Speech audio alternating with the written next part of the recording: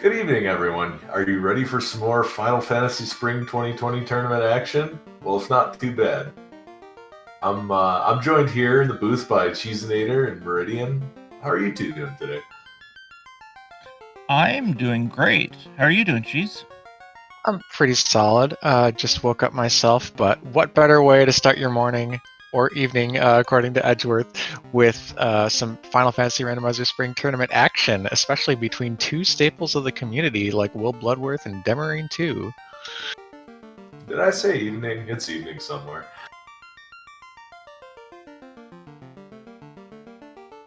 So, Oh, go ahead. oh no, I was just gonna say, taking a look at the party comps, looks like we've got Thief Rainbow versus Fighter Rainbow.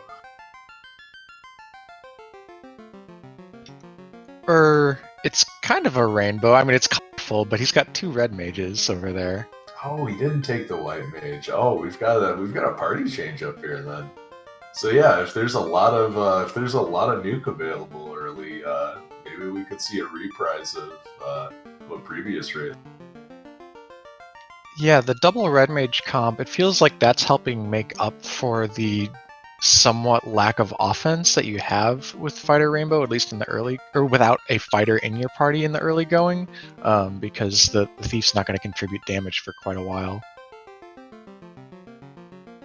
Alright, so we're going to let our runners go now. But yeah, double red,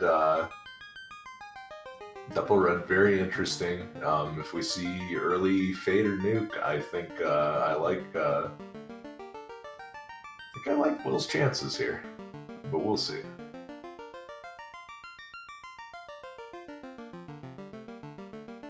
Yeah, it's certainly the parties are certainly preparing for two different kinds of end games here. Yeah, if this is a difficult Temple of Fiends, I think it favors Demerine, but you never know. 230%, but the average case is vanilla. Mm-hmm.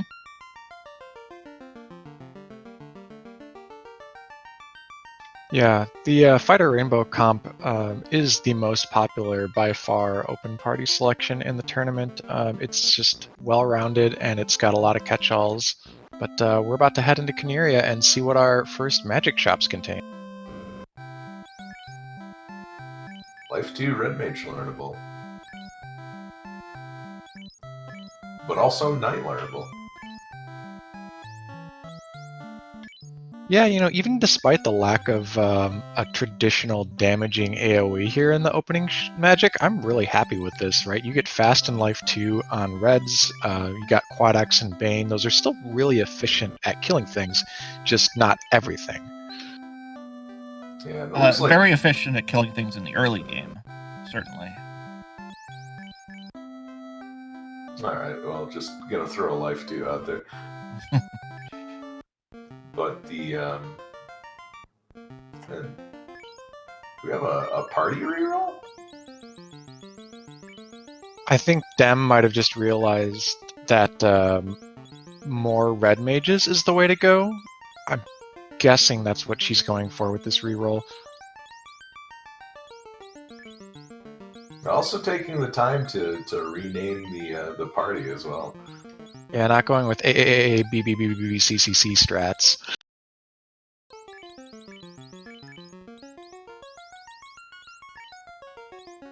Alright, so Will picking up a bunch of Quad X charges and some Banes as well, so well prepared for anything that's not dead in Temple of Fiends.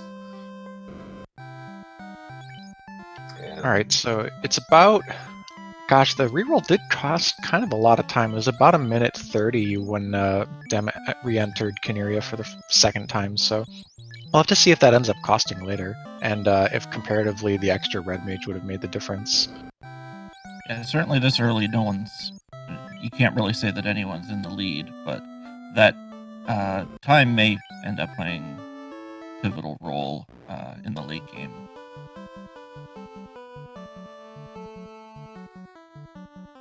Alright, well, we've got spiders to deal with.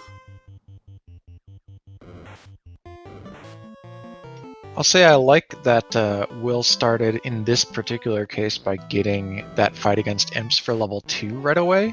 Oh, look at that ribbon. Yeah, that is not something you want to orphan.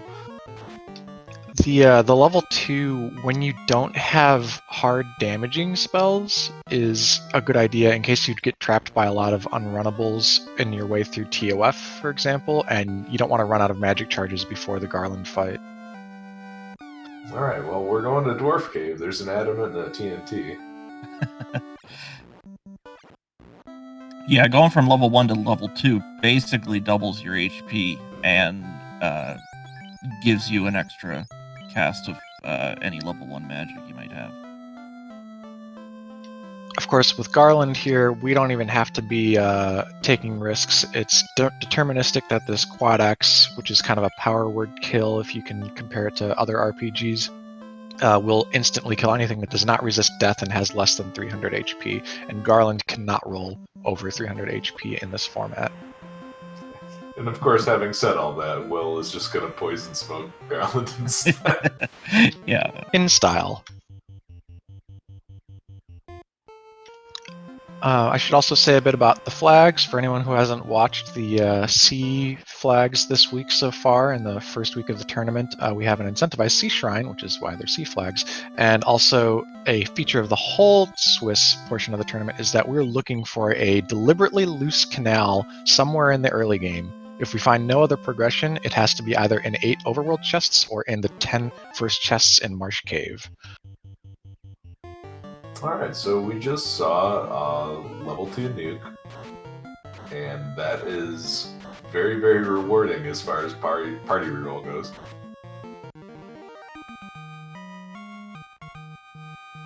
Yeah, it may prove that Demerine rerolling your party was the right move to make after all. I must say, now the parties are on much more even footing, but it's Thief versus Fighter. So Thief gonna give, more acceleration in the early game, get away from bad fights, but the Fighter is gonna be the more reliable physical lead.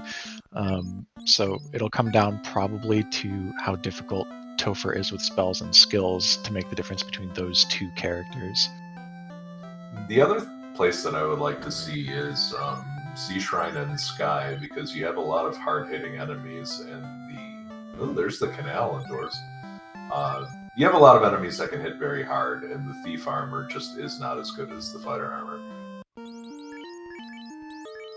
No, but also, if Topher is particularly hard, Demerine doesn't necessarily have to class change to outfit her party completely, but will definitely have to class change in order to get that Thief to really so we have up to where it needs to be. Alright, so we have a loot and a crystal, so Will is going to avoid double dipping Matoyas, which is pretty nice in the early game.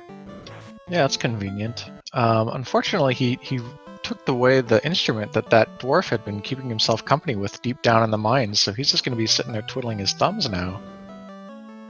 Yeah, I don't know. He has some shiny new dynamite to play with, so... Good stash of gold there, and Matoya is over 5k in one of the chests, and we're going to need that, because the things that roll in the Elfland shops are pretty expensive in this flag set. Yeah, that should be good enough to get you some level 3 magic charges. Probably not enough to get you level 4, but having that on hand is definitely useful if you have the levels for it.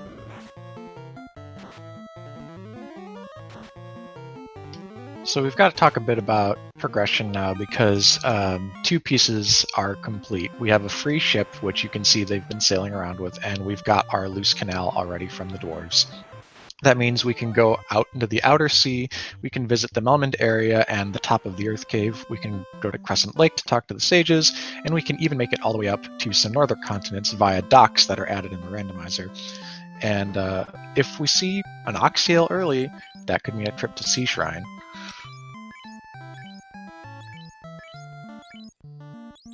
So we're about to see what the crystal hands out. Also at level 2 is Brack, which is pretty good for dealing with the final 2 fiends. Yeah, that'll make for an interesting little tension. But of course, with all these black casters, they probably have more than enough charges. But like, you're going through Sea Shrine, you're going to be using a lot of those nukes to clear packs, and then you get to Kraken. It's like, well, do you go for the 20% chance on a break, or do you go for the reliable damage of the nuke? Like, what's the better play? It might depend on how many of them they have left. Hey, we got a power gauntlet. We see in level 2 white magic, all of the good healing spells, both heal 3 and cure 4. Yeah, heal 3 is very nice to have for Volcano and any dungeon that has damage tiles, really. And cure 4 is just invaluable to have. And this is a stacked knight magic seed as well, because life 2, cure 4 knight, sign me up. Yeah, that's a big security blanket for Demerine and Topher later on. So that power gauntlet that we picked up, that's one of the incentive pieces of gear in the pool, along with Thorhammer and Opal Bracelet, but it's the worst one to get early. It doesn't really do anything for you because there's no fight where you're going to really spend time using that, and it's only worth 6 absorb if equipped on a pre-promotion fighter, so Will can't even make use of it as a piece of gear. We would have loved to have seen a Thorhammer there, because that would just give the melees some way to AoE enemies at the very least. Alright, so Demerine is not going to leave these chests behind. Probably a good decision, especially since Demerine has not seen the canal yet, and that ribbon is going to be a pretty nice pickup.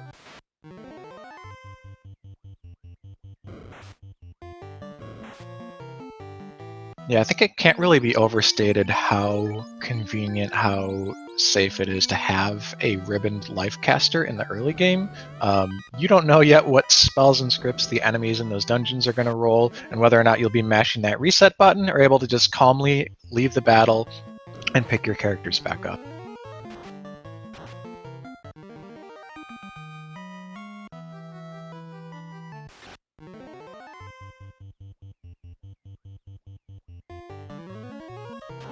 And now a bunch of dead pirates. Yeah, kind of a late Pirates by timestamp, but of course Will did so much else first with the visits to dwarves and Matoya, so it makes sense. Yeah, each runner's basically taking care of what the other one did first. Now, again, about how we got that crystal that led to the power gauntlet, that didn't give us progression either, so we're going to want to see what comes off this herb from Vicky, which I believe neither of them have turned in yet. And if that's not canoe or like oxyale or rod, we're going to have some pretty limited choices and probably sail all the way out to Crescent Lake from the east to west. Yeah, I'm sure our runners would like to avoid dipping the first few floors of Earth or Marsh Cave if they can avoid it, so Crescent Lake, pretty good choice. Yeah, I dislike Marsh so much I didn't even mention it a moment ago. It is still a possibility. Marsh doesn't exist.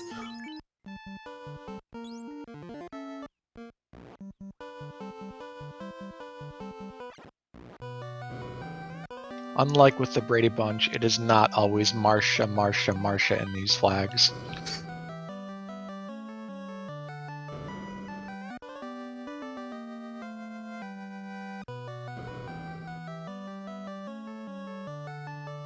Alright, so another dynamite for instrument trade, and let's see, we'll just walk to Provoca, alright. You know, he needed some exercise, right? We're talking about how his characters need to get stronger, and that's one way you can do it. Yeah, the pirates are gonna see me coming if I sail in. Sometimes you just want to take the long way home.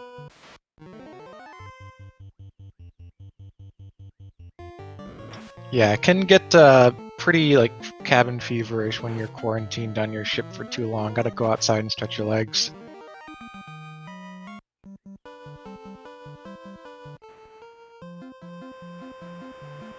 Will doing the fancy way through the elf castle. Oh So boy. it is. Please not Earth. Please.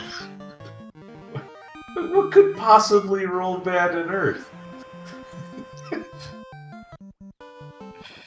So in realistic terms for the audience, the Earth Cave is a 5-floor dungeon. It is full of a variety of enemy types across the floors, and the only saving grace in this flag set is that with the B-side encounters on the shuffled encounter tiles, there are 3 possible spots on the first floor of Earth Cave where the runners can go and use those nuke charges to get some experience. If they can find a good grind there, they might be able to grind up to safety in order to make a deep dive into Earth Cave if, for example, the canoe is like loose on floor 4. And I think is Will just trying to get some encounters here to buy warp? This feels kind of bad. Certainly looks like it. Yeah, the experience down here is just about good enough to get to like level 6, but the gold's not amazing. You're talking about orders in the hundreds. There's 100 flat gold, but scaled down per enemy that you kill, added in this flag set, but not much else. So yeah, he only got 422 for beating those 5 wolves. Yeah, the only decent fight around here for gold is the ogre creep that Will just encountered one of.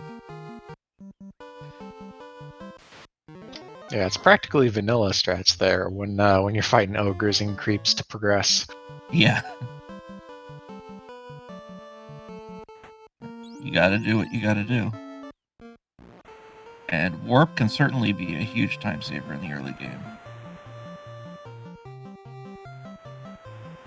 Yeah, warp reduces the pain of marsh, earth, and so on greatly. You're just so much less at risk, and you can get out if, say, everyone else wipes besides one of your mages that has the warp charge. Yeah. Yeah, I would have been very tempted to see how much the power gauntlet cost, especially after seeing Temper at level 3. That's a really interesting play that I wouldn't have thought of, but I have to commend you for thinking of, because like those pieces of elite gear in my mind, they just get stuck. I didn't even so much as look at the price of an opal bracelet I got in my other seed while my opponent sold it.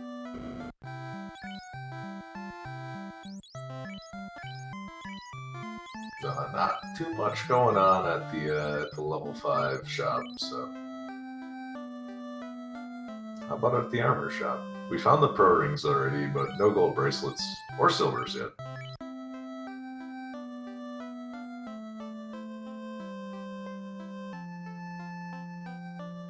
No, so far not much to spend your money on other than early level magic.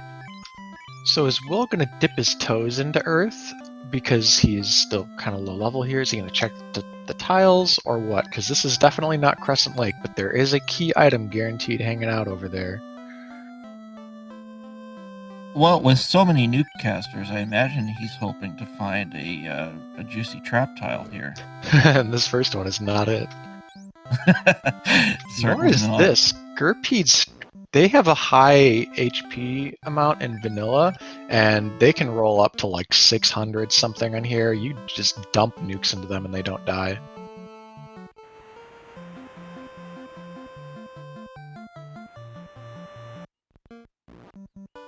If he saved outside, I would just reset this. Oh, it's worth a level or 2.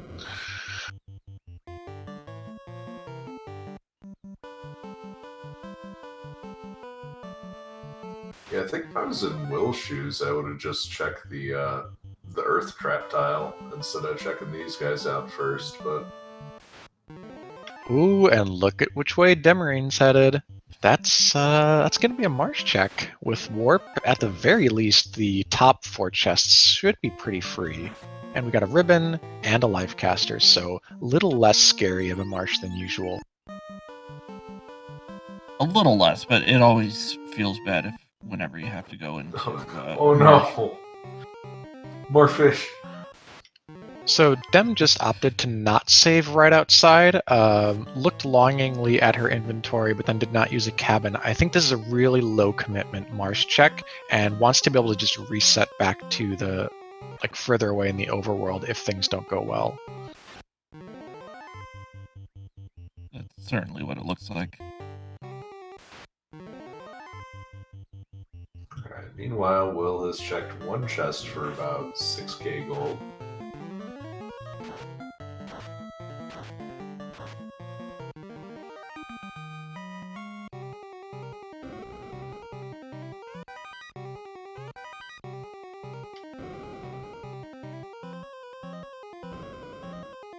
Nothing in Marsh yet. Yeah, nothing in either of these runners' first couple of checks here in the top of these dungeons. What we desire may lie deep underground. Oh boy, what a miserable top 4 check. Hey, stone poison gargoyles out here in Earth. That you hate to see that because those are all over the second floor too, and anyone that doesn't have a ribbon liable to get stoned. So you better be packing your soft potions. Yeah, that's the 8 or 9 packs a little rude. And it also makes it an even better decision to not check the bottom of Marsh. Yeah, so Demerine seems to be abandoning the Marsh play. Completely fine. And now, yeah, now we're going to see that Crescent Lake check. That's the only thing you can get to by sailing this direction that's of much use. You could theoretically go all the way to Onrak just to check its shop for the vendor item, but that's a pretty low chance. Yeah.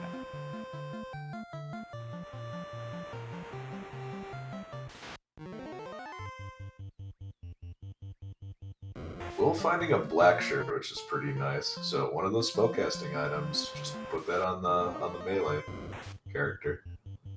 That's exactly what he's doing. First slot, first thief.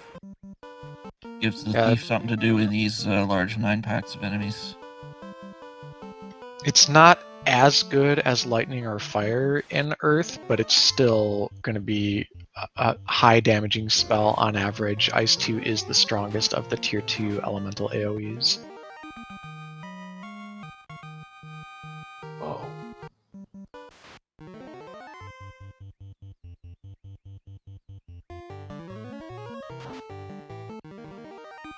Will here is taking Bob Dylan's advice a little bit too literally, thinking everybody must get stoned.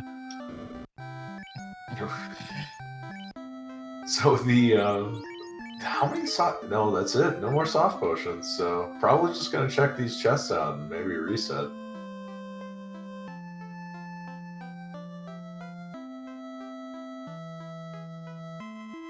Yeah, that's a bust. And there's a crown. Further tempting Demerine into checking the bottom of Marsh Cave. Oh joy! Hey, you're over here. You might as well take a look, right? So, yeah, Crown from the Sages when you don't have canoe is just such a laborious check. Like, you have to sail back and walk back so far from where you just came, but there's nothing else to do over here besides get a few fights, like maybe if these giants are quad-exable, which they are. No, there's nowhere you can reach from Crescent Lake without a canoe. Yeah, Will is, meanwhile, just carrying a bunch of statues around with him. Only has 1 nuke charge left on the red mage, so if he wants to dance with a bat for a little bit, but if he wants this, black shirt, it's going to cost him a lot of time. Yeah, I honestly think it's worth walking the black shirt out. Like, that is a pickup that's going to speed up his game. It's going to let his thief do things if the other members go down. It's going to let mages that run out of their magic charges continue to cast. I like it enough. Meanwhile, Demerine got enough money off grinding those giants that's a floater in hand. Can't be turned in though until we get a canoe because of the way there's no dock down there at Ryokan Desert. But it's still one of the 2 pieces they need to get into the air. And not too expensive either. For a later stage vendor item. Yeah, anything outside of Caneria and Provoca can roll max price on the vendor item, which is 653 something. Meridian would know. It's an integer multiple. 65,535. Yeah. All right. Not gonna take a chance on there being no soft potions in Crescent Lake. Just gonna go back to Canaria and grab the sure thing. fun fact here also, so WillBloodworth is using a built-in fun percent feature on the randomizer you can use to customize your ROM, the 3 battle palettes, which allows him to make his characters more colorful. The trade-off is that when you have characters who are stoned, the stone palette has been revoked in favor of a different color set. So when you do things on screen like cast, like attack or cast magic, you'll actually keep swapping the stoned characters to whatever 4th color is actually available. Yeah, that 3rd palette is a repurposed temporary palette used in battle to swap in the palette of various spells and effects and whatnot, so it can change slightly during the course of the battle.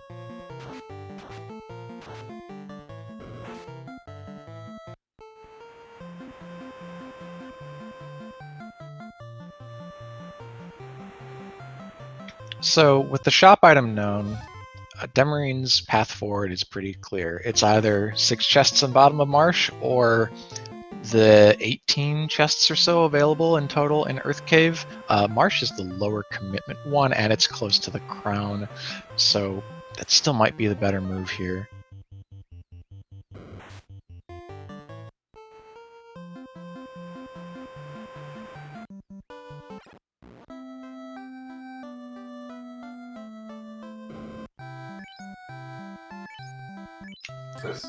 Sabers for everyone. Nope. Hangry Canuck in chat is trying to curse our runners by saying that Astos will give us the chime, because, yeah, then we could sail all the way to Mirage Tower to check about 20 chests, which, I guess with this magic it's fine, but it's just so far. Yeah, you definitely have to bring a bunch of houses, because that is not something that you can get done in a single trip. And yet, somehow it still feels better than a marsh dive.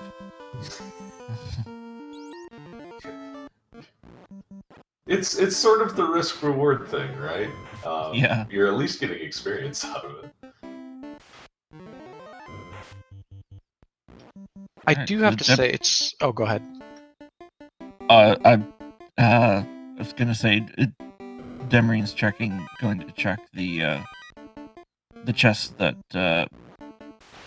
in the beginning of Earth here, that we know there really isn't anything in early Earth other than the black shirt on the 2nd floor. So Will picking up some wooden armor, which is very good for getting a thief Dan. Yes. The evasion penalty on it is so bad compared to what you get defensively that it's just, your higher level, even mid-tier enemies are just licking their chops, waiting to get a punch on you. Yeah, it seems strange to equip wooden armor on a character that you want to keep alive. Since Dem got a bunch of levels right outside of Crescent, it looks like she was uninterested in checking the spike tile where the Earth formation normally rolls there, just took the 6k and walked back outside. So really prioritizing exploration here over any sort of grind.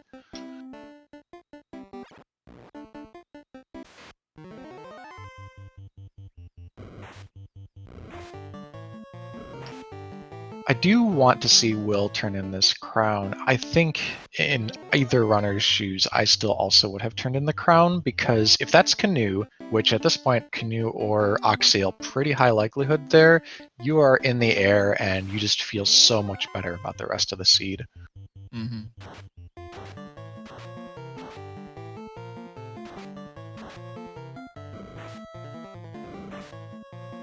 So the thing is, I don't mind the first floor dip of Earth, not to commit to finishing the dungeon, but just to get some money, so that when you go back to Elfland area to turn in the crown, that you can at least buy some of the spells that you weren't able to get before. But where you know that the crown turn-in is going to lead to very likely a key item, but at the very least one of the incentivized items. Yes. It's not something you want to put off for long. Yeah, no. So I don't think I would do a second floor check, but I certainly would be taking all the money out of the first floor and then running straight to Elfland. Yeah, at a high level, the routing strategy in this game is often a tension between doing what's close and a pretty good bet, and doing what's far and maybe a slightly more certain bet, but then at the cost of travel time.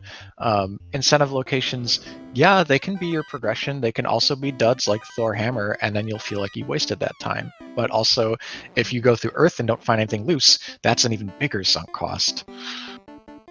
And speaking of going through Earth, this looks like a pretty strong commitment. Hangry! So we've got the chime from the kindly old king in Northwest Castle. Oh no, this is a cursed seed. I'm just gonna already call it cursed. We've got, if we're supposed to go through these stone poison gargoyles in Earth Cave to get anywhere, oh boy. At least they do have one ribbon.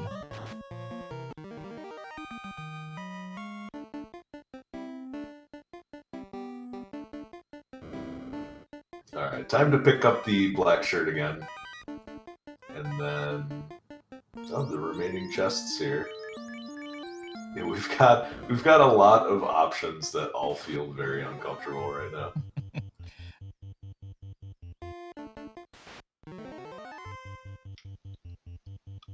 I do think, based on the talking I've done with Will about playing these kind of flag sets and what sort of plays he'd like to make, I think he'd be down with sort of big braining that chime and looking for loose in Mirage.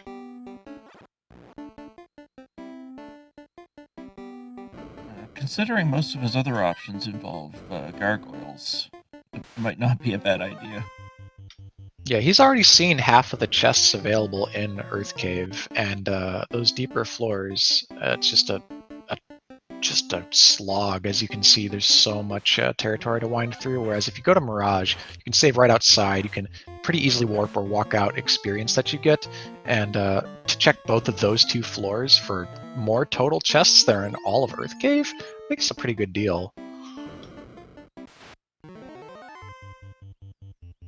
And the math has definitely been adjusted strongly in Will's favor as well, having checked the first two floors of Earth. So yeah, Mirage looking pretty good. Yeah, and just the fact that the chests are in Mirage are so close together, it makes it you don't have to spend a lot of time in there.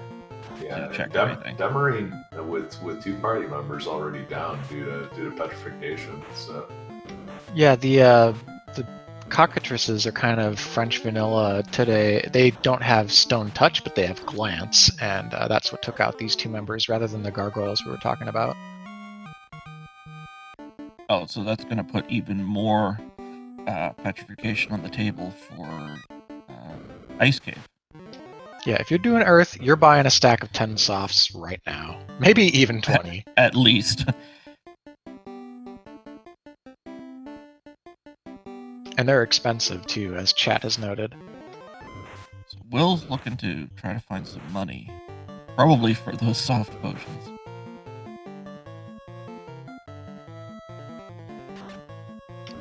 He can't even afford one, so he's just going for saving equipment. Alright, I think this feels like a signal, especially to go to Mirage if you can't afford to unstone your characters.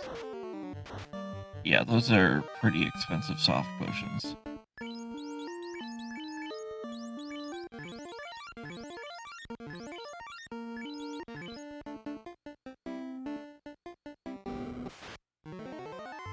yeah, a lot of times you even have to defer putting off or defer the incentive locations to just do something that you know that you can complete, like, because I wouldn't feel so hot about Earth Cave right now, having just seen the gargoyles, let alone the dirty birds. And even if you don't find any progression in Mirage Tower, you're bound to come across a couple dozen thousand gold to buy pure potions to get through those places you didn't want to go earlier. Yeah, the enemies... Oh, go ahead. Oh, you're also going to come out with a ton of levels, too. Yeah, the chests are gonna probably roll a good amount of gold, but the enemies over there, they're dropping like 2k a pop, right? Those are pretty valuable packs. True. Alright, so if we're playing Follow the Logic, the real prize in Earth Cave is going to be these 8 chests that are blocked by the rod, so we'll see how this shakes out. Yeah, Demerine does seem to be committed to the Earth play. Will does look like he's going to Mirage. And let us all introduce you to this dock, which is not in the vanilla game, and it's going to be a key feature of the Sky Week when that eventually is the round of Swiss that we're playing.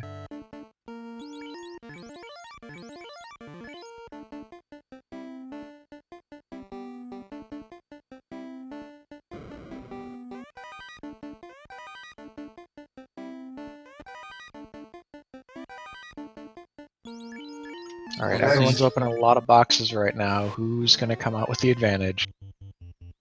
Let's see, we dug out a light axe, so pretty nice for the fighter, but not really usable right now. Oof, damage poison. Yeah, those are some bad cats. So another fun fact, in vanilla there are 2 different all capital letters poison abilities, one of which turns you to stone and one of which deals you damage, and there's this weird poison/stone combined element that they both share a type of. Yeah, I kind of feel like Will should be taking more encounters in this, especially when you get the ambush on an encounter in here. It's kind of gift-wrapped experience. So nothing found in Mirage Floor 1.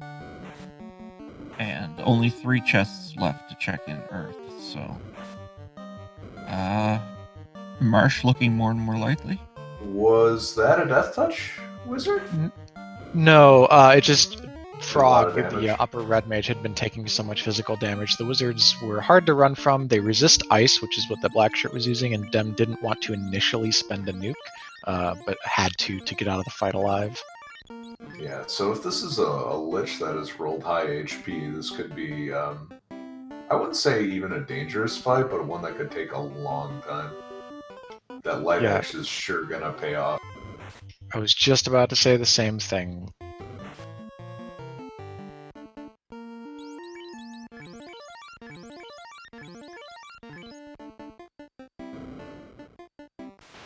Now, we do have a scenario. Imagine there's nothing in the less than greater than room that Will's about to check. And speaking of... Oh, no.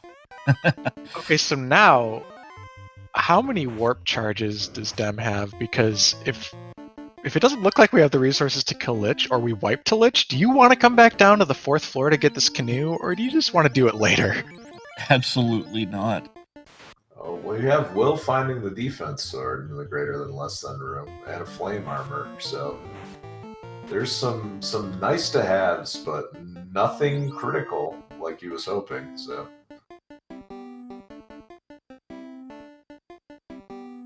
This is certainly one of the less forgiving item layouts we've seen in the early games so far in this tournament, with the long runs between fetch quest checks and then canoe buried loose on Earth 4 with full stoning the whole way down.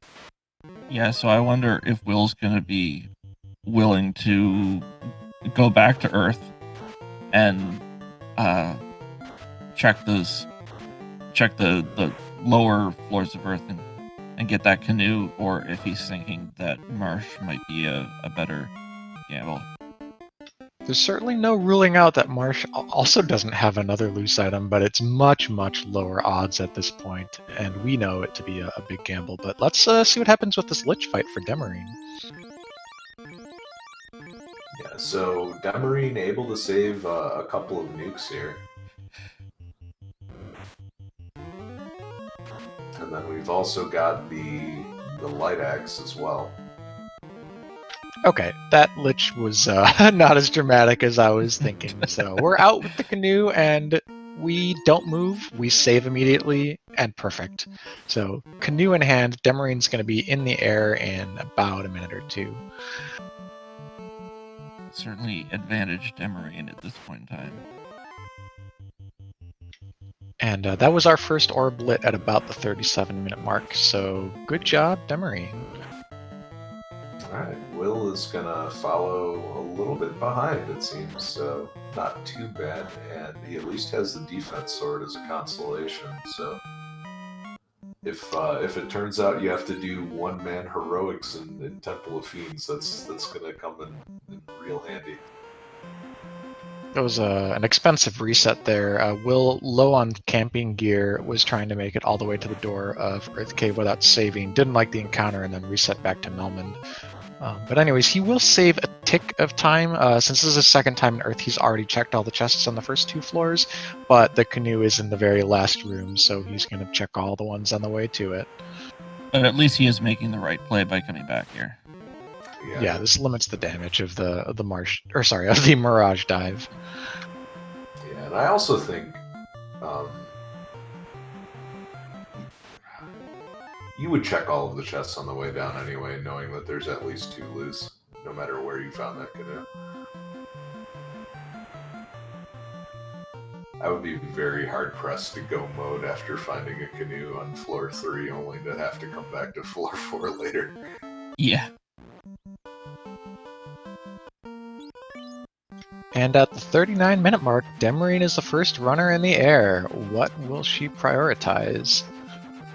Already looking towards Elflin. Maybe wants to pick up some of the magic she left behind.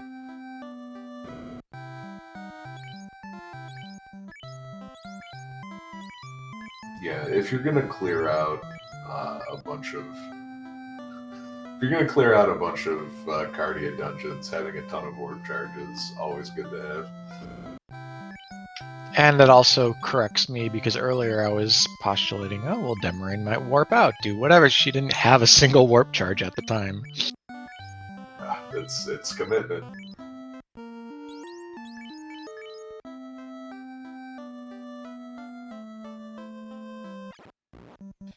Yeah, Demerine finally being able to afford soft potions to be able to bring those petrified characters back into usefulness.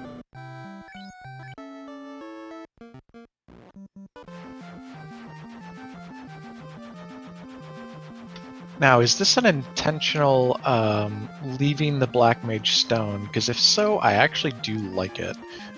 You already have 2 nuke casters in the form of your red mages who have other utility beyond that. You want to get more levels onto the fighter before the end. And having a character stoned versus having a character dead is kind of night and day in terms of your survivability. If you get deep in a dungeon, your other mages wipe, you can unstone the Black Mage and warp out of it. It's also absurdly useful if she wants to do some sort of single character grind. You could just unstone the Black Mage afterwards, and then just zip out of the dungeon. For people wondering why there are sharks swimming around in the bottom of this cave, no, there are no underground lakes that I know of. Those are just more of those shuffled spike tiles. There are 2 on the Earth 4 floor. So Demerine has pulled out the white shirt of Cardia Swamp Island.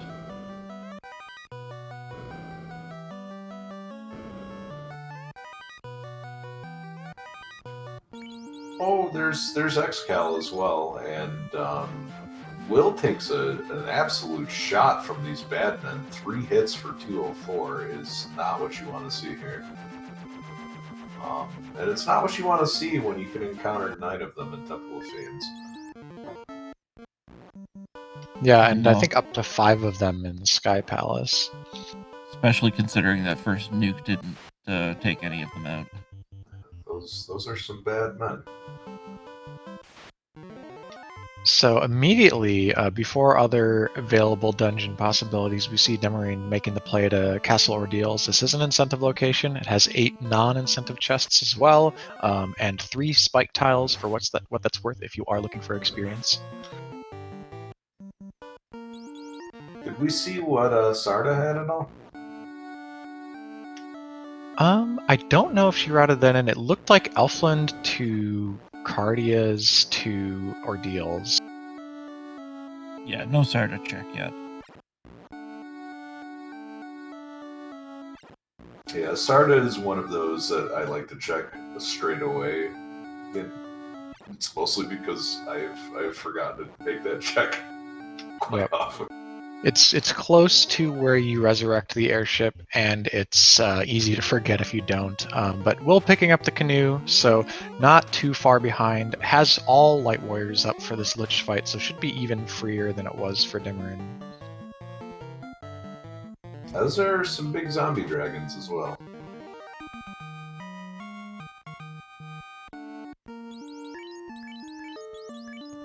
Question in chat, where was Chime? Chime was the crown turn in.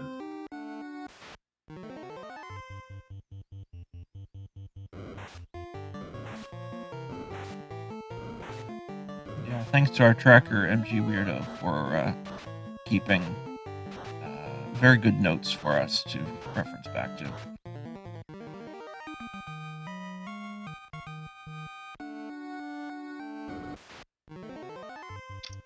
Oh wow, we see the sort of alternate universe version of the spike tile that Will encountered in Earth Cave that had the Nightmare and Bad Men.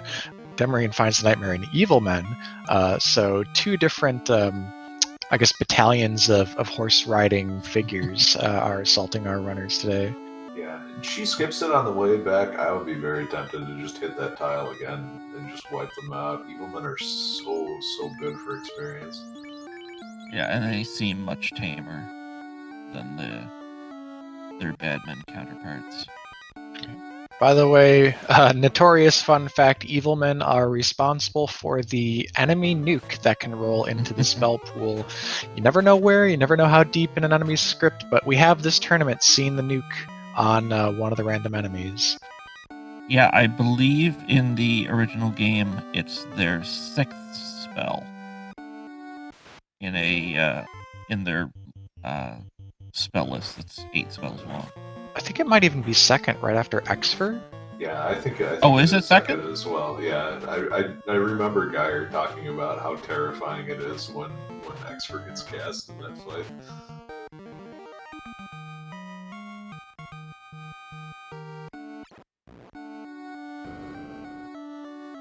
All right, really fast, efficient ordeals cleared there for Demerine.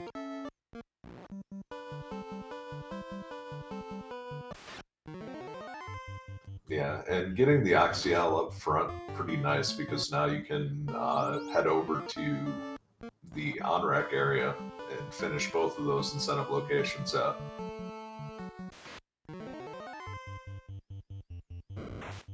Just say no to double dipping dungeons.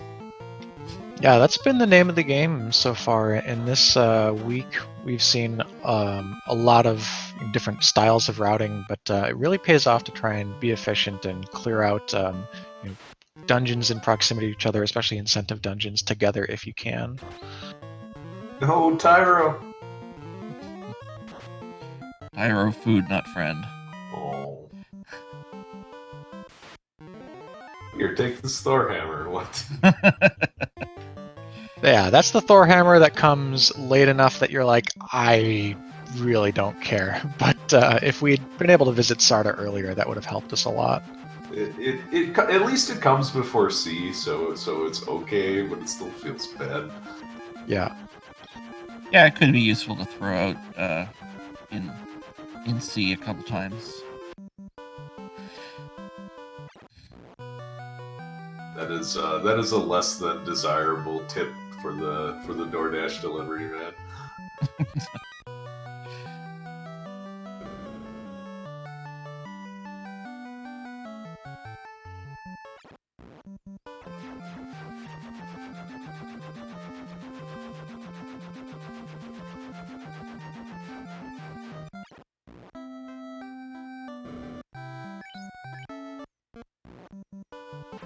Alright, so Dem stops in at Melman just to use the inn. Doesn't even say hi to anyone. Doesn't check the shops. Just popping their head in.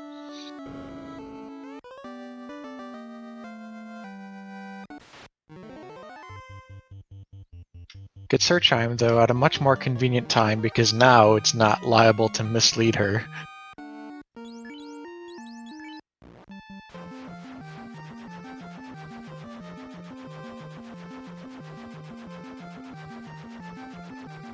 This is looking like an... Oh, yeah, an ice cave play by the direction she was flying, and here we go, another incentive dungeon to check off. Yeah, as Will is about to pick up his white shirt.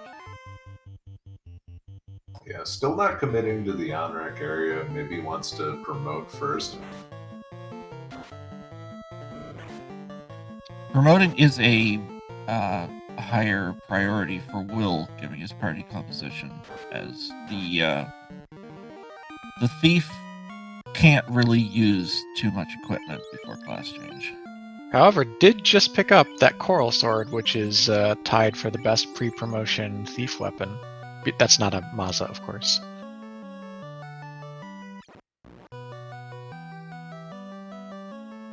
It's certainly one that you'd like to find early when you're running a thief. Excal isn't going to be of any use to Will except for money to buy more soft potions.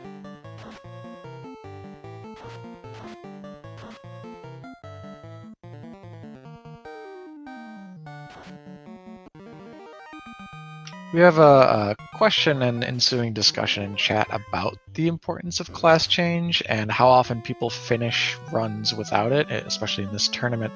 Most runs I've seen, everyone has promoted. So I'm thinking maybe only about like 1 in 8 times are you going to see a party go all the way to the finish without promoting, and a big determinant for that is if you find the Masamune, the most powerful sword in the game that can be equipped by anyone and does a truckload of damage. If you don't need to promote for an endgame weapon, you can have most of your bases covered pre-promotion. Another consideration is if a runner decides to take a black belt as their primary melee character. That will certainly incentivize them to put off promoting. Yeah, unfortunately for black belt fans like me, they've not been popular so far in this tournament. We've only seen 2 runs with a purposefully selected black belt outside of a draft, and neither runner used it as their primary melee, so shed a single tear for the black belt. Oh, hey, there's some sandwiches. Yeah, that was a sandworm trap tile that Demerine just found down the hole in Ice Cave.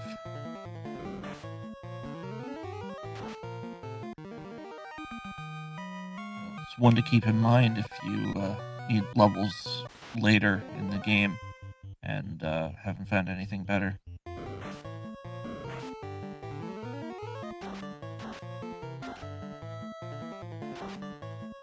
Oh, hey, those evil men were more evil than I had previously thought. They have thunder.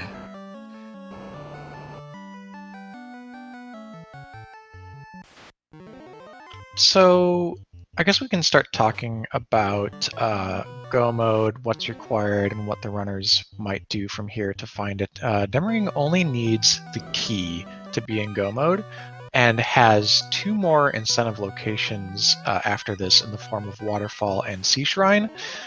So it'll be interesting to see how many more chests she opens, if she's willing at all to take a risk on skipping anything to kind of speed up the game and get into go mode faster. But of course, there's still the chance with 1 loose item remaining that could be a loose key. Yeah, and Will needing both the key and the cube. And really, with the party comp also needing the tail. Oh, I spoke just 30 seconds too soon, because there's the loose ruby. Right in path in Ice Cave, especially if you're doing a full clear loop. Oh, there you go. That's everything. Yeah, she skipped those last 3 chests, so she doesn't care.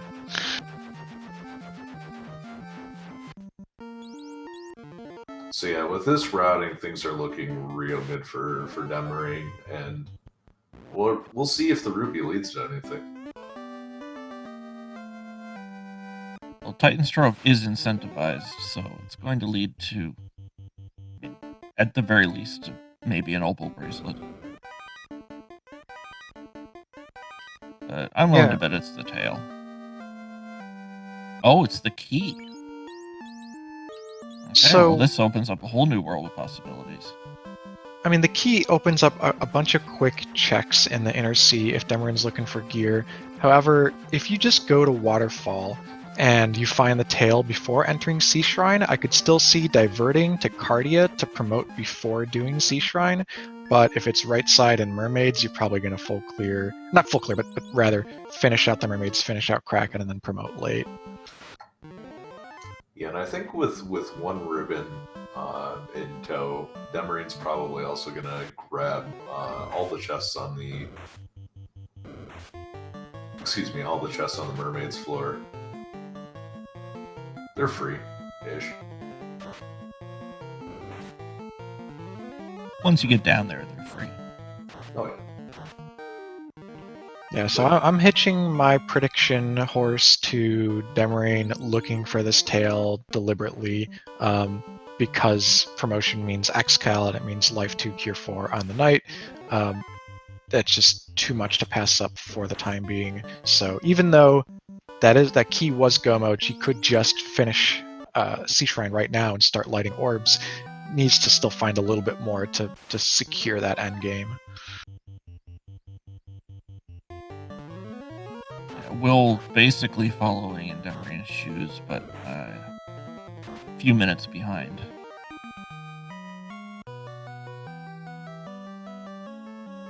Yeah, the lead that Demerine has pretty much just comes down to the fact that Will diverted to Astos and Mirage when Demerine decided to full clear Earth, but otherwise, like, two skilled runners with powerful party comps, lots of nuke charges, they've been blitzing through this, so good pace for both for sure.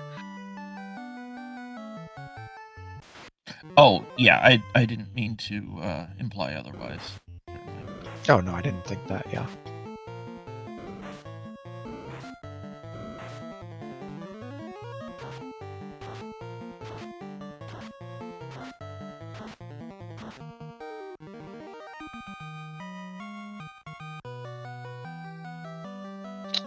Will going around the right side here to check this spike tile. It's something you only do if you have warp. You only do this check if you want to check spikes specifically for grinds because you're still a little low on levels. Maybe looking for that.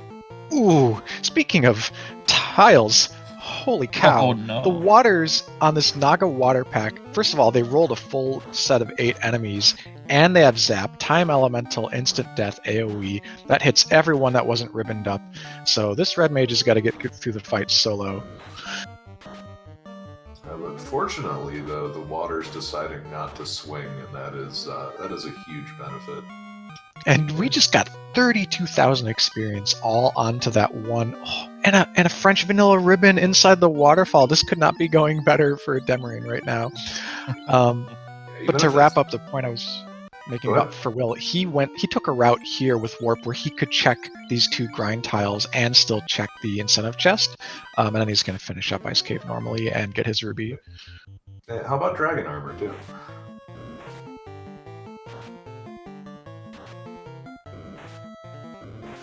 Now the real question is, are we chasing down that slab, or are we just finishing Sea Shrine right here and greatly deferring promotion?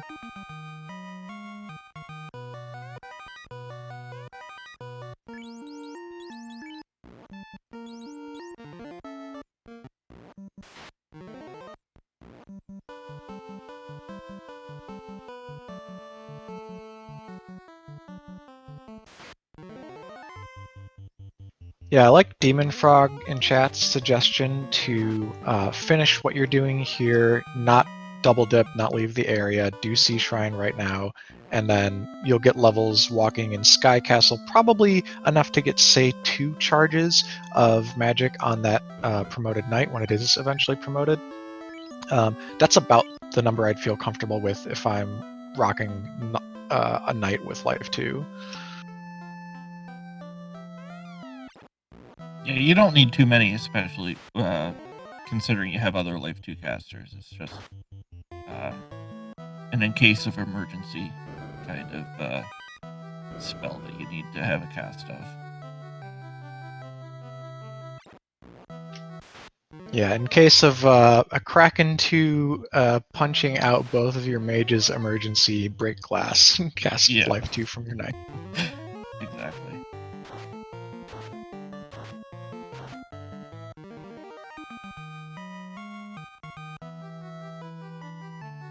Will finds his old nemesis, the Gurpeed from the left side spike tile in Earth 1, and remembers that they have tons of HP, but he's like, how many of my nukes am I willing to spend on these things, because I'm not out of the dungeon yet.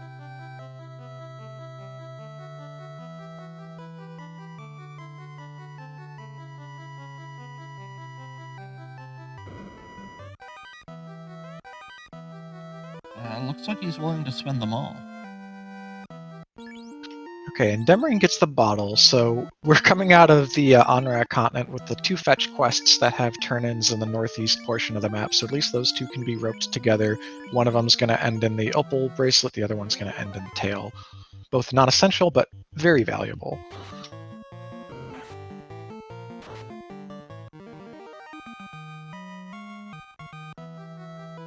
Yeah, Demerine could certainly go without them. She's feeling confident enough. Feeling confident enough to take on this Kraken fight as well, but hey, we found Death Touch. Oh, On lobsters? Oh no. that's not good. Lobsters frequently roll multiple hits in the randomizer, and it is so scary just when they physically attack you, let alone when they have a chance to stun, sleep, or stone, or death you on any one of those hits. Yes, I just made death a verb.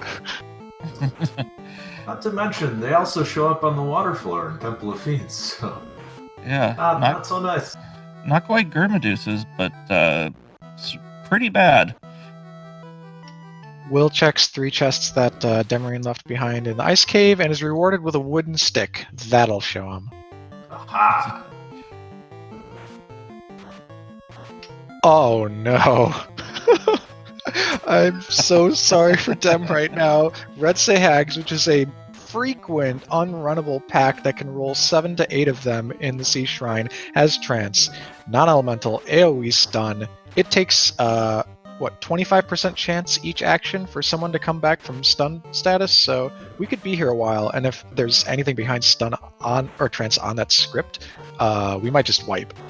Yeah, and there's nothing you can do to try to resist it other than high magic defense. Oh my goodness, she has a light wire up. Come on, get off that black shirt. We can do it.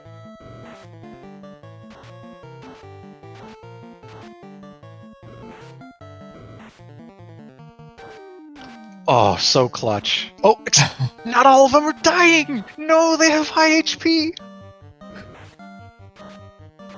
Oh no! Meanwhile, Will picks the key up. And now there's poison, so death by 1,000 cuts here. Yeah, I was gonna say it's not immediate damage, but it is dots, and there goes our highest MDEF character on top. The HP pools are still looking good on the red mages, one of whom has a ribbon. Are there multiple trances in this skill list? Because skill lists are 4 long, right? Yeah, I think it's trance back to back, and then other things, and then stinger. So depending on how long Demerine decides to stick with this fight before resetting, could give Will a chance to catch up.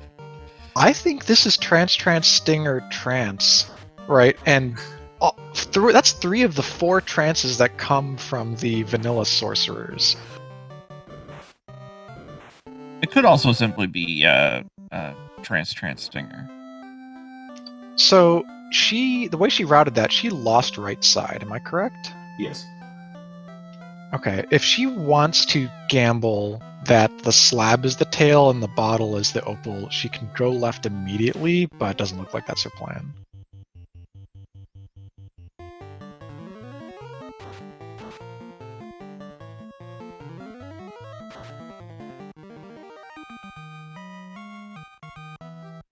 Wow, that was That was a desperation-inducing fight. Now you know that your opponent is probably going to see those same things as well. You don't know if it's just going to go as badly for them because turn order's a thing. If Will's nukes go off first and he never gets stun locked like that, then that's a chance for him to make up time on Demerine.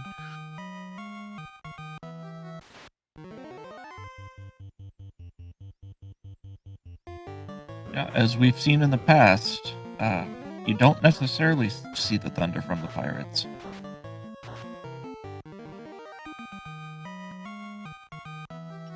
Yeah, in age-old times when pirates were not safe in regular races, age-old times, which WillBloodworth hails from, he's been playing this rando since the early days. He was top 4 in the 2017 tournament.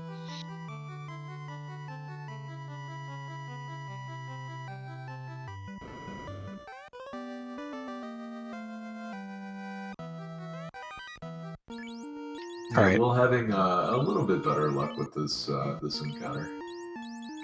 And yeah, Demerine doing what chat recommended, making the safe play, saving the bottle this time. So regardless of what happens on left side, we secure our tiny fairy.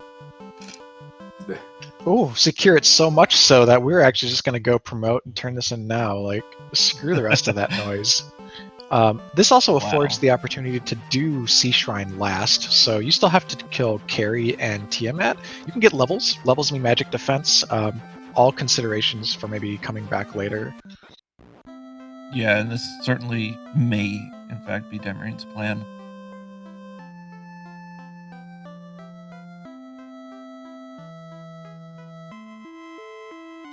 Which is something you really like to see from high-level runners, is how they adjust to unfortunate but somewhat controllable circumstances. You don't have to beat your head against the same play over and over if something really unfortunate is happening. Sometimes that is the only option, but fortunately, this isn't one of those times.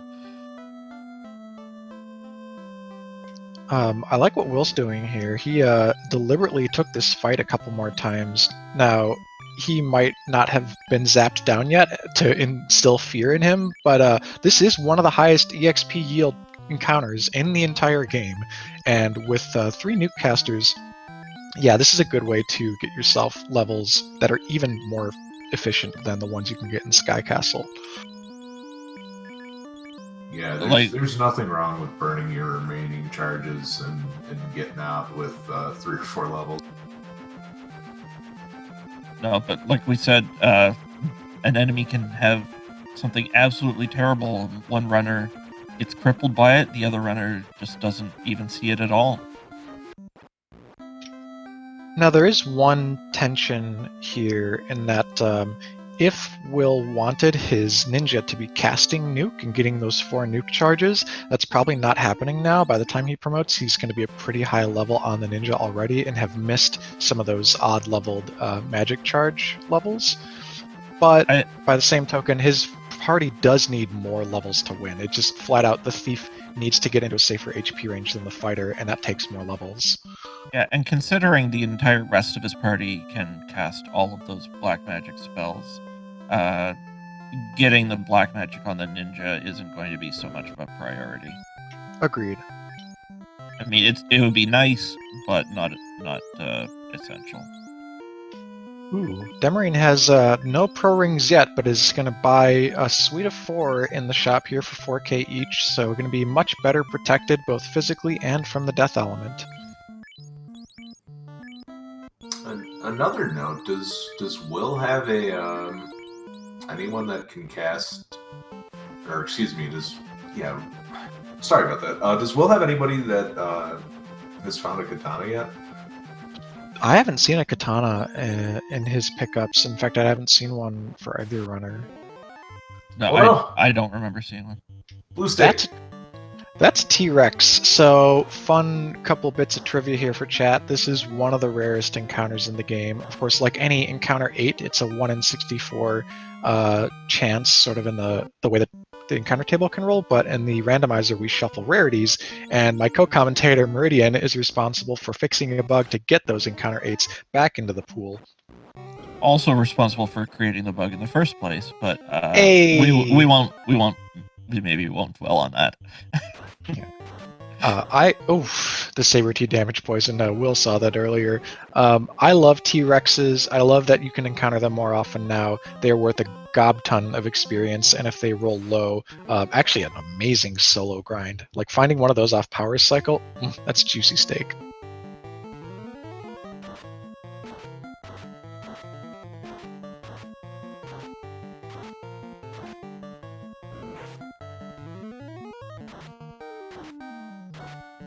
And we're seeing Will make the play to the slab, so this is going to lead him to his tail, because the bottle, as we know, was the opal bracelet.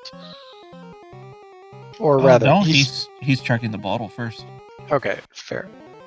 Point is, he's over here and he's not on left side C, so either a premonition or just a routing decision where he wasn't comfortable yet going left side, or maybe he already saw the trans red say hex. I might have missed that. I'm sure he'll do both checks while he's here. Oh boy, airs with lit 3. Yikes. As Will buys some max price gold bracelets. So, but if you're upgrading from chain armor, that's it's worth the money. Yeah, Demerine, those look like unpromoted sprites to me, so priority seemed to be doing anything else besides Sea Shrine rather than promote immediately. It does seem that way. Oh no, is Will going to skip picking up the tail? No, I think he didn't enter Sea Shrine at all, which is what I had assumed there. That's why I was saying he was foregoing the bottle. He's getting some gear, and then hopefully turning in that slab to get his tail and promote, because he needs it even more. Yeah, but I mean, he was right over Lefane and didn't stop there. Yeah, because he hadn't been back to Melmond yet.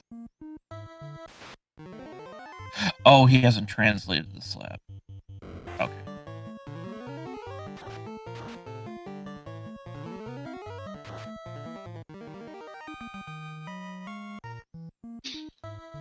Demerine progressing towards the Bridge of Destiny. Get out your Bless RNGs and Mr. Destructoids in chat for a Warmech fight. Though I think in her condition, especially not having healed up before this, she doesn't want to fight one.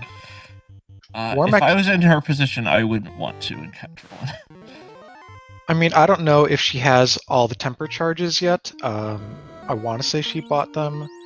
Yeah, she did. Okay, so with all those temper charges, you could definitely take down Warmech and all the nukes as well. I would have healed up and been confident for it, but she's just not interested. There are other priorities here, and we didn't see a Warmech regard.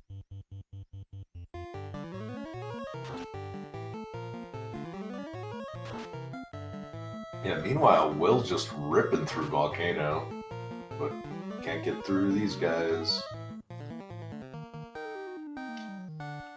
Demerine's fight against Tiamat 1 here is pretty straightforward so far. Ooh, the top fighter there loses a turn to Sleep 2. That's non-elemental, but only, thankfully, one turn down because of the way Sleep works. I think that's an Ice Sword the fighter is swinging, and while being tempered up, it still was only dealing 6 hits, 6 damage, so we might be getting there with nukes today.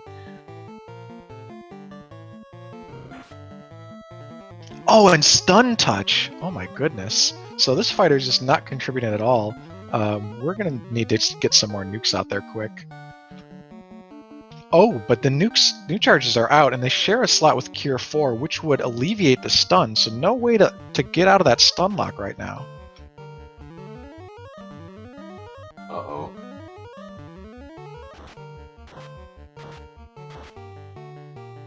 Alright, Aang gets a pretty free turn.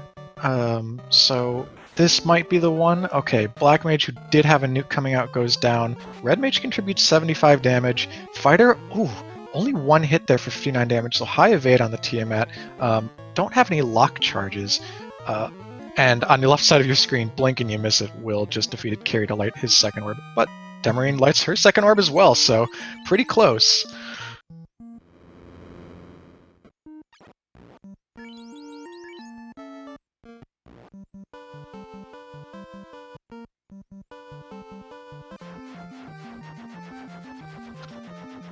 You know what? I think it's more math than superstition, but I'm going to say that Demerine actually was affected by that ink right there. See, that ink came in the turn before, darked her fighter, who then only got one hit the next round. It does reduce your accuracy on the hits that you can roll, so just saying, maybe it mattered. It probably did. And I think it did. You know, maybe with the Sun Sword wouldn't have mattered as much, but that was an Ice Sword. Yeah, and it's a nice sword, but it's not a great sword. It's certainly not a great axe. Oh, thankfully not.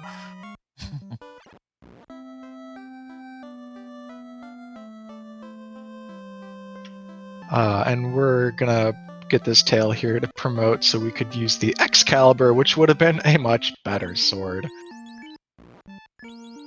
Yeah, and it seems like an awkward decision to do this before going through Sky, just because of the level gains. Now that that fighter is likely to only have one charge of life 2 and Gear 4. Yeah, the true emergency charge.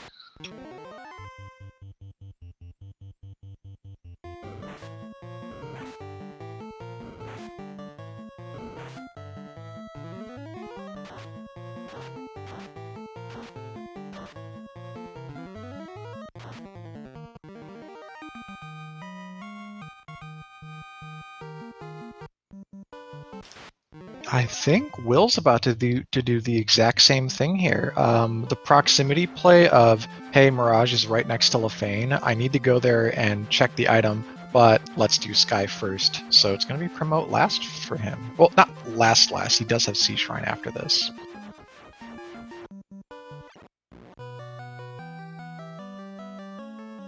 Everyone putting off Sea Shrine.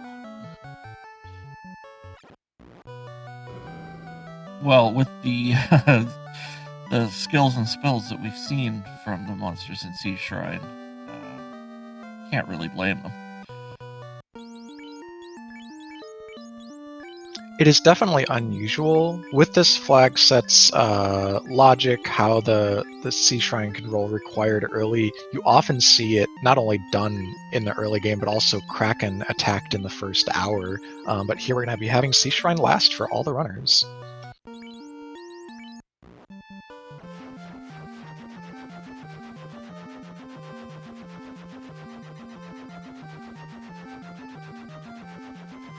Yeah, it's almost like every seed is different.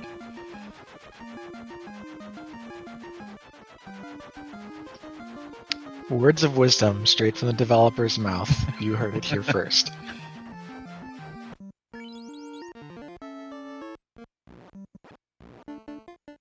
If you'd like anything else extremely obvious pointed out, I'm here to help. So just by how these dungeon entrances have been staggered, we might end up again seeing simultaneous Fiend fights. As long as Will isn't slowed down by too many more of these random encounters, it's looking like he and Demerine could land on Carrie and Tiamat in the opposite order that they did before. Question in chat, have we seen Excal, Maza, or Vorpal, or Katana? We have just seen Excal. No massive Vorpal or Katana sightings yet, as far as I'm aware. It's probably why Will's going for these greed chests. The best flat damage weapon available to Will is the Ice Sword, and the best crit weapon available to him is the Coral Sword, so not great options. Actually, Will does. Both of the runners should have the Sun Sword. Oh, my bad. Because the Sun Sword was in second floor Mirage. Okay. Should Demerine have it? Because she was already in go mode by the time she got here, and she was attacking Tiamat with the Ice Sword pre-promotion, which is why I said that. Yeah, so Will probably has it. I thought I saw Demerine pick it up, but maybe it was.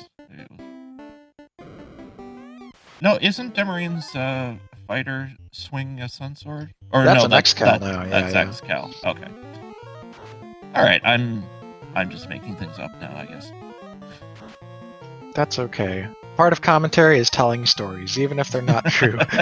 But one thing that is true is Demerine just lit her third orb. Carry goes down. All right, our tracker MG Weirdo confirming that Demerine did not pick up Sun Sword. Thank you, MG Weirdo, and thanks to everyone behind the scenes as usual making these broadcasts possible. Alright, so what are we gonna do as far as strategy for this? Got plenty of nukes. No, yeah, just nukes. Okay. It's a pretty good strategy. Yep, we know Tiamat has that stun touch, but didn't land on the red mage there and didn't hit for much damage total, so kind of a free turn.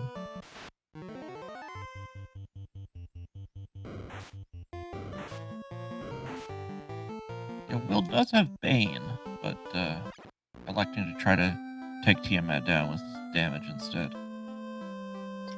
He's doing, since the Thief's not contributing much damage anyways, he's doing some sort of safety defenses, because if anything happens to this party, having someone that can't be meleeed and has some DPS is a good way to finish it out. But takes down Tiamat, no problem.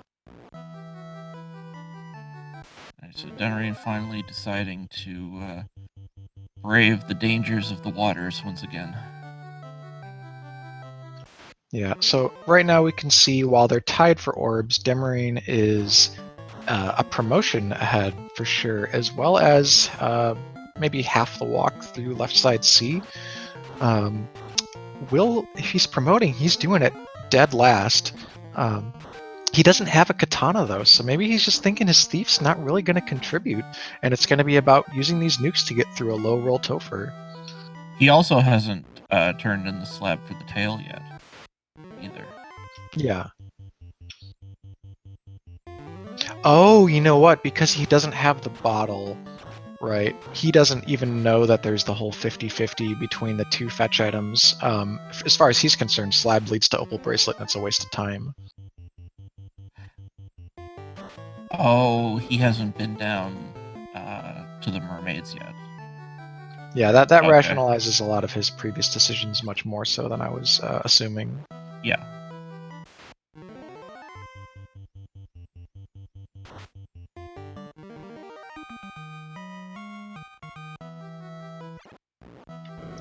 Gregory Puff asks in chat, have we seen any of the keylock checks? I haven't been paying super close attention, but I want to say, because key was go mode, as MG Weirdo points out, I don't remember them clearing those through. It really would have depended on the gear situation for each runner. Demerine already had the X-Cal, though, so wasn't in dire need. I haven't seen any keylock checks.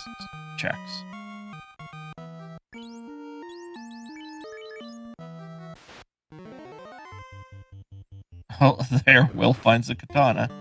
Oh, Sweet. So one thing that could make a difference, even though I think most things are stacked in Demerine's favor right now in terms of both time and party comp, is that if there's a high absorb, high evade late fiend, the katana could be the weapon that punches through where the Excalibur fails. Yeah, it has to be a very high absorb fiend. You really want the crits for that versus the base damage. Yeah, the X-Cal does have very good base damage, but hardly any ability to deal critical hits. Yeah, the great thing about criticals in this game, they ignore evade, they ignore absorb. Half of the critical hits component ignores absorb. That's the half that is the critical portion. So really, really good for breaking through for damage against any scaling of a fiend.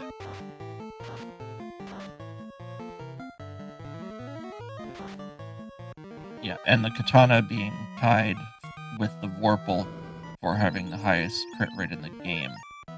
It is the weapon that you want to take if you encounter one of these max absorb Yep. Fiends. And as chat points out, Will got through all of left side C without seeing the trance stun issue that Demerine ran into. So we're going to have near simultaneous Kraken 1 fights because of the foot time that Will was able to make up running through here. Lobster's given his party the business, but he does still have a red mage up to resurrect them. Ooh, that was close for Will. But at 122, Demerine has all 4 orbs lit and is ready to go head out to the Temple of Fiends Revisited. Maybe some last minute shopping at the most, but otherwise getting ready to go. Yeah, I wonder if Will, after taking Kraken down, will finish up the rest of his turn-ins to look for the tail, or if he feels behind and will just try to take on Topher as is. I would both feel behind and also feel like the katana changes the odds so much for me that, like, I would be calculating my opponent has to wipe once and I have to not wipe once, and the way to do that is through having a consistent melee weapon.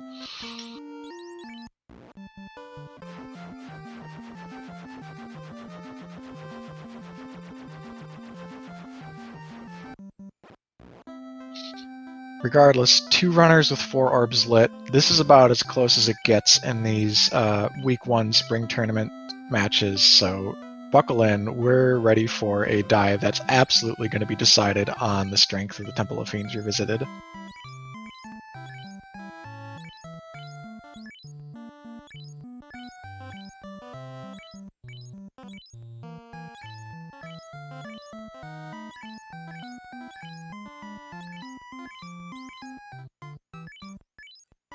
Yeah, this is what happens when you have 2 skilled runners assigned to take different parties, take on the seed in different ways, and still come out,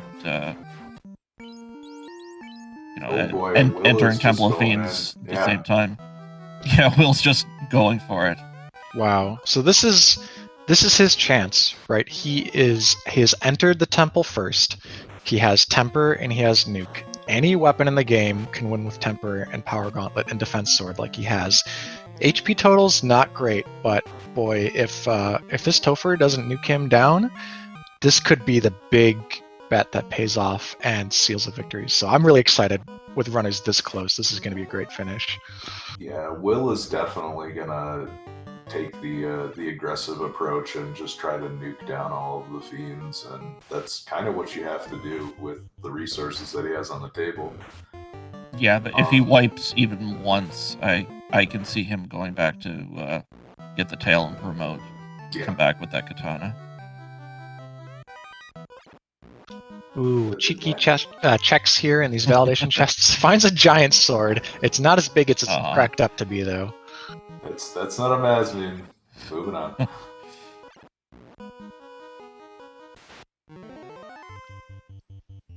The other factor here, so Will has no characters that can take a hit. Just straight up, he doesn't even have the opal bracelet. None of his characters can have more than 40 absorb.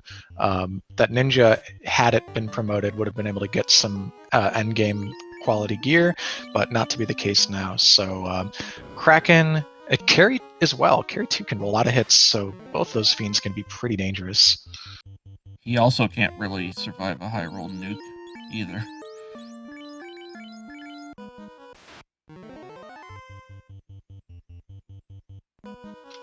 His heal potion stock is good, though. He didn't stop into town before just gunning it to Temple of Fiends Revisited, but thankfully already had like high 80s heal potions to start with. Alright, so both runners are pretty much at the exact same spot on the second floor of Topher in the It palace. feels bad sinking a couple of nukes into this, though. Yeah, these are high HP unrunnable worms. Demerine has an advantage clearing this fight because of that Excalibur being able to deal 300 to 400 a round against them. Luckily, they are worth a lot of experience.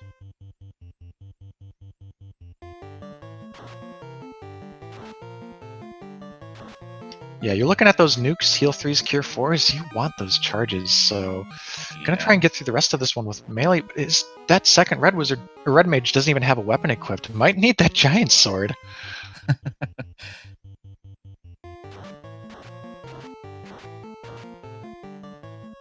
Yep. So party comp making the difference here. Demerine getting ahead by about a floor.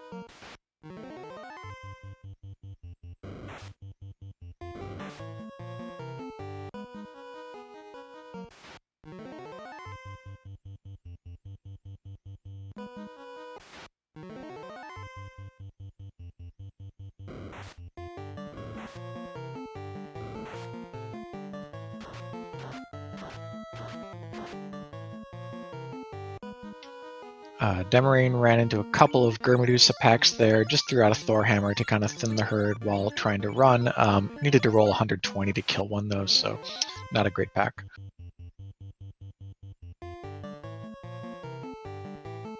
So simultaneous Lich 2 fights.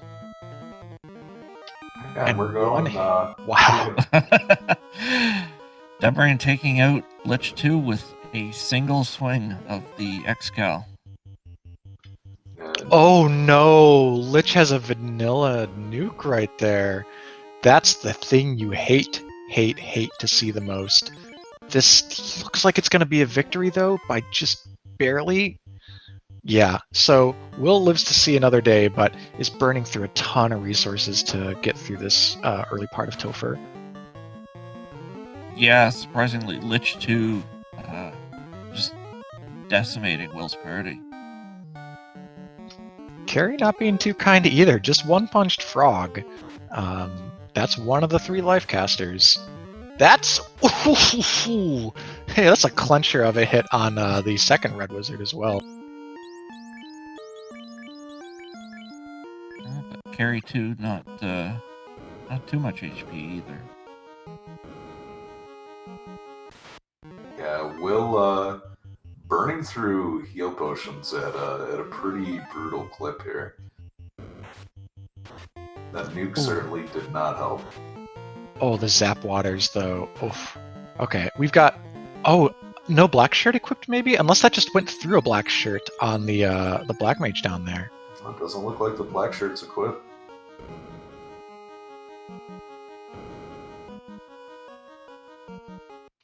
Alright, so about 1 fiend floor, 1 fiend fight separating the 2 of them. A little bit less than that because Will's through carry while Demerine has not pulled Kraken 2 yet.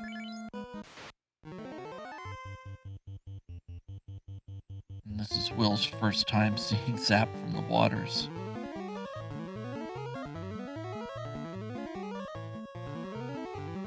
Thankfully gets away, and Life 2 is one of the things we have a lot of spare charges of. The things that are at slot 1 aren't super competitive, Quad X and Bane. But Demarine's on the Kraken 2 fight. And 966 damage there from the Excal. Demarine's just cooking this Temple of Fiends thanks to that knight. Yeah, the last 2 are definitely going to be the biggest bumps in the road, but I want that in Iron Goals. Tripped up by the Encounter 8 unrunnable Iron Goals who punch pretty hard and have more than 274 HP clearly, but not more than 500, so there they go.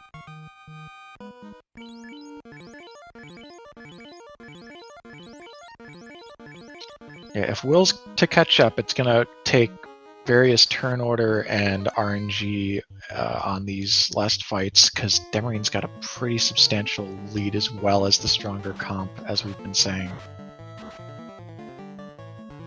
Yeah, it looks like Will is probably going to have to burn all of his nuke charges just to get to Chaos. Will is also out of life charges at this point, so... yeah, Will is in the mode where he needs to rely on a defensed up thief getting tempered by the black mage to have any chance, while Demarine's through Tiamat 2 pretty cleanly. I think we're kind of in Brack and Bane territory at this point. That thief is just rocking a coral sword right now.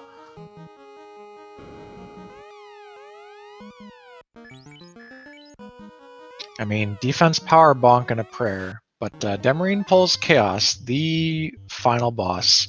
Starts with some fast, some temper, some power bonk. The punches from Chaos, not hard, so we're not worried about physical damage here.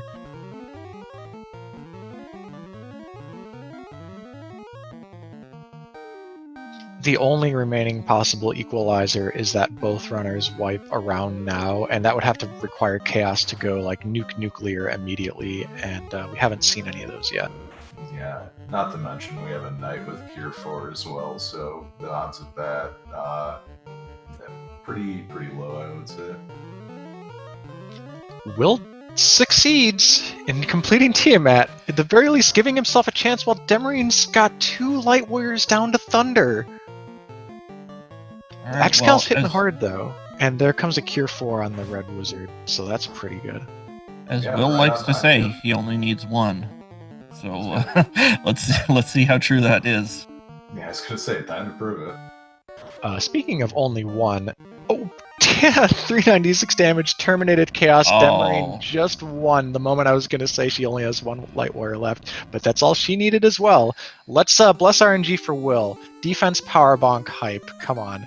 Let's have him come in and get this finish right after Demerine. But GG to Demerine for finishing in first place. Yeah, with a time of Okay, that's 1 hour 33 minutes.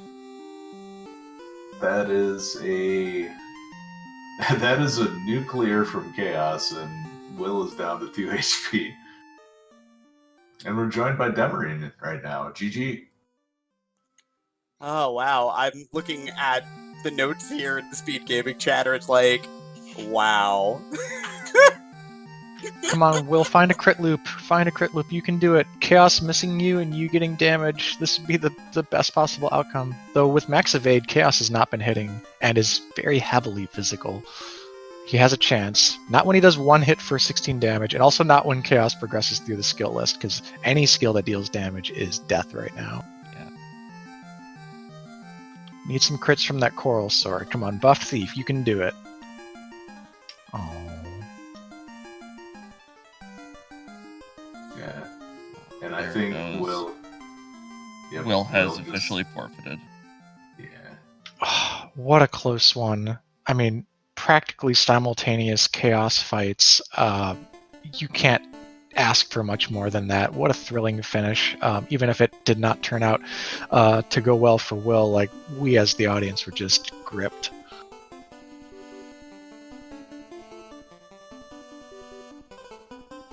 So, massive GG to you, Demerine, for pulling that out with 1 light warrior remaining at the end, squeezing in minutes ahead of WillBloodworth's Chaos pull. Whew. I had Cure 4 is fine. I was safe. There was no problem. Didn't matter. Yeah, no problem at all. What could possibly go wrong? What, slow 2? Who's ever heard of that? I didn't see it. Exactly. So very, very both well played, well prepared on your part. Party comp paying off, and you got the right circumstances to pull together for a victory. And you sit at 1-0. How does that feel? Feels pretty good. I had to chase Tail because I needed the promotion because my in-game sword was Excal and not Masa. I would love to have the Masa immune, but didn't pop out. But when the Excal hit, I was feeling pretty good. And when I plucked that ruby out of Ice Cave, I was feeling really good. Because I will, if I have warp, I will leave those chests, and I felt that I really needed to not do that tonight. Like, I needed to, like, full clear this, because I was going to be full clear that and then full clear Volcano, but when I plucked the ruby, I'm like, alright, we're good, we're in go mode, let's just finish this seed. Yeah, you go-go-goed right after that, skipping those last 3 chests in Ice Cave, and it was clear that you put your foot on the gas. The only hang-up for you in the late portion of the game that Will didn't see was the trans revolution on the red say hags and left side C. Could reset faster, but, you know, that's me. And we are joined by Will in the chat. So, Will, GG on the run. How are you feeling? I feel like dog doo-doo right now, honestly.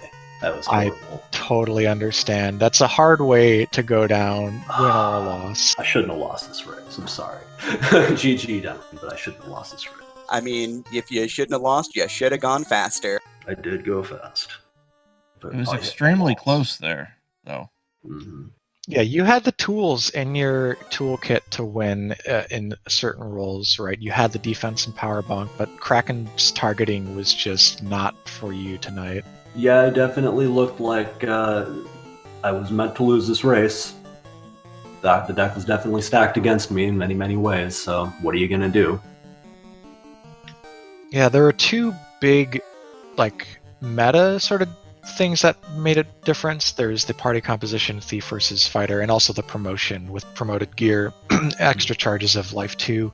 Mm-hmm. But then within the race, so much back and forth, each of you lost or gained time by routing, by certain wipes, certain slow fights. So circumstantially, you came together right at the end, nearly simultaneously on the Fiends, but there were those bigger factors in the background at play that made the difference. Yeah, Kraken 2 decided I wasn't allowed to win this race, so what are you going to do to that? I mean, Kraken 2 drilled my second red mage and left her at 4. I was fighting Chaos with 2 HP on a solo thief, so I can kind of sympathize with you there. I mean, I had a single charge of life 2 on my knight. It didn't matter, so I didn't care. If she goes down, she goes down, but she survived with 4 hit points, so 1 extra temper charge. Yeah, if you'd ended up with a Chaos missing and you dealing damage loop at the end, it wouldn't have been enough for time because Demerine had already finished. Right. You'd at least be staring at the victory screen. Yeah, it would have been a little bit preferable. It doesn't ultimately matter either way, but yeah, I can't see going too much further in this tournament myself, so GG. It is only the first round, so don't count yourself out yet.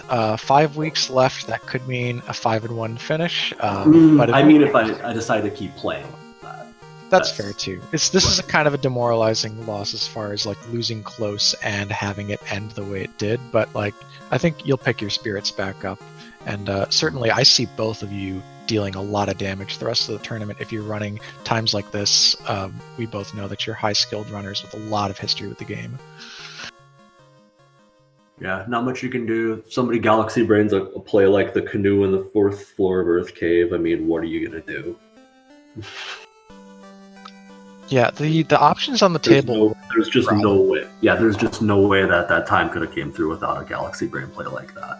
And I know Demerine gambles, so I'm sure that was a very, very smart play, and all credit. I thought about going Earth 4, but, Earth clear with the rod in hand, but I was just getting smacked around and stone touched by everything. I didn't really feel terribly good about clearing. Yeah, we were in chat, we were talking about how risky Earth was due to both the stone poison gargoyles and the glance cockatrices. So if you didn't go down there with a bevy of soft potions, you were in a pickle. But Demerine did make it through with 2 non-stoned red mages. I had 1 ribbon, and I think I had 15 nuke charges starting. My black mage was basically burnt out anyway, so I wasn't too worried about it. That's about what I had too.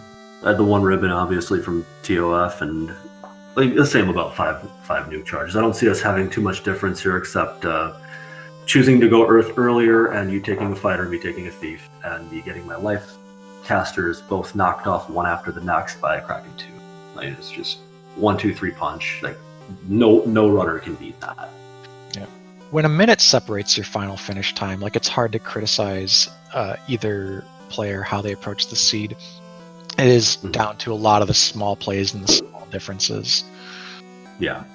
I didn't have a good feeling about this race to begin with. I tried coming positive and thinking, okay, I have a good chance of at least being competitive here, but this isn't my type of flex. I'm really the kitchen sink type of guy, as people know. But I've been practicing a little bit, and I don't know, maybe I was 1 practice seed short of where I needed to be. I don't know. But this is also 1 more seed under your belt. We could roll another C week in week 5 later on, so that practice can still be put to use. Wouldn't that be amazing? I honestly, I don't want to make this interview about me, so I'll just say quickly, I think the C flag is one of the more straightforward of the available. But Demerine, your thoughts on this flag set since Will shared his? I think they're interesting. I also kind of wish I had gotten more practice. I was busy trying to prep another tournament, which I just got eliminated for. So admittedly, this win's kind of a nice balm for 2 extremely tight losses. So I will take this one because I really needed this one today. Yeah, and hopefully if you stay in, Will, good luck in the rest of your matches. I'm looking Likewise. forward. I think fire is probably the flag set that plays best to my strengths because I like the I like the early volcano dive. It's way in my wheelhouse. So I feel like there's a couple of flag sets that play a little bit better to me. Obviously Earth is very strong for me as well. I do love me some Earth Cave. Earth Cave magic in these tournaments has been sort of my MO, and it does not change today, clearly. Oh, speaking of magic, Demerine, you opened with the Fighter Rainbow and immediately re-rolled, costing about 1:30. Do you think that it ended up being worth it? When Nuke fell at 2, I was obviously over the moon about the play. It was correct either way, because Life 2 was unlocked, so... I mean, you don't need any other white magic spells anyway, so, we benched the white mage, and then the black mage. Once I saw Fast and Temper, the black mage's life was forfeit for much of that run. Yeah, it was because it ended up making the most sense. So I was running the trio for most of that run, and then picked up the black mage when I saw that Sea Shrine was, Yeah, Sea Shrine was very dependent on have literally anyone miss trance and be able to run. Lobsters had Death Touch. And Yes, they that. did. Yeah, I almost So- wiped twice. My girls took me out once, and I life 2'd, and I'm like, alright, I'm fine, I'm just gonna nuke them when I see them, and then I got hit by the, ended up in the trance dance party, and then just didn't reset. I that should have been out 5 minutes faster when all was said and done. I probably should have dropped an easy 125 or 127 here, but it happens. Yeah, this is a run both of you can take away. That you finished strong and within short time of each other to the final boss, and 2, that if you just clean up a thing here or there, that you're going to be just flying through these seeds the rest of the way. Yeah. Starting to wish I hadn't turned in the crown first and just went right for Earth. Yeah, it was a bit of a bait, but we did the math, right? We were saying that Mirage was not a bad play. You'd already seen the first 2 floors of Earth. Mirage had double the remaining chests Yes, it did. available Yes, it of did. what the bottom of Earth had. The only problem was that it was far and not necessarily required, because unless you find a loose cube there, you're not finishing it in one go. The math certainly seemed like it should have been. And if it wasn't there, it should have been behind Astos. Like the math of it being in Earth Cave is like it's pretty low. I think there was a chance after clearing Earth 1 and 2, that left 13 chests in the remainder of Earth 3 and 4, and 18 in Mirage, plus a guaranteed turn-in with the crown. So the math was definitely on my side there. Plus, nobody ended up making this play. Demerine did dip the top of Marsh, but we thought that people might go crown turn in, then regardless, if Astos did not give you progression, dip down into Marsh by proximity for looking for loose. I thought about it. Then I thought better of it. I just didn't think it was necessary to go there. I think getting the canal where I did was kind of a pointer. But it's the same kind of pointer that the rod was that I didn't listen to, and that's the difference maker right there. Yeah. And you also can't fault yourself for that, as we frequently discuss in our strategizing. There's no logic to the placement of these items, right? The randomizer puts all the key items in, then just checks that you can finish the seed. So every chest is equally valid if you have access to it. Sure, yeah, it's more of an anecdotal feeling type of thing, but you have to go off something. I'm also kind of upset that I didn't get the Masa anywhere, and that would have very, very much helped me make it a four-person party rather than 3.5. I stand by my thief that thick and thin, but man, I was just pulling some dead weight most of that race. He was getting runs off, but that's pretty much all he was doing. Yep. So let's start wrapping this up. We're getting close to 3 Eastern, so it'd be a good time to finish out the stream. Can we get final thoughts from our runners? Demerine, you first. Yeah, no, feeling pretty good. I'm not in form for sure yet, but again, I have got a lot of time to get some focus back into this, and so I'm feeling pretty good about my play overall. I just need to loosen up a little bit more, and I need to keep making the oddball plays that I'm known for, because they tend to pay out for me, and just keep on diving Earth Cave, because I am all about Earth Cave. That's great to hear, and good luck the rest of the way and with your practice. Will, any final thoughts? I heard the FF6 randomizer is pretty good. Yeah, there are 2 whole worlds to explore in that one. Yeah, two whole new ways to get Galaxy Brain. All right, cool. Yeah, I may stick around. It's with me. It's really more of a time thing. I actually am working through the apocalypse, whatever you want to call what's happening right now. So I am out like 50, 60 hours a week. So I'm really squeezing to get matches in anyway. So it may not necessarily be worth staying in, but I'll keep supporting it. I'll jump on and do comms no matter what happens, and I'll be supportive of all the runners, even Demerine, who just kicked my butt. Everybody is going to get support on my end because I love the community. It's helped me when I've needed it, and thanks to everybody who has shown themselves to be a fan of me. And one last shout out to Will for doing the comms with me before. Miss you, buddy. Hope everything's going well. Yeah, thank you both for stopping in to interview with us. Will, I totally understand. Life does come before FFR, but thank you both for your contributions to the community. Of course, you both have leadership roles. Finally, my co-commentators, who it's been such a pleasure to work with here, Edgeworth, Meridian, what would you like to finish us up with? Just keep playing FFR.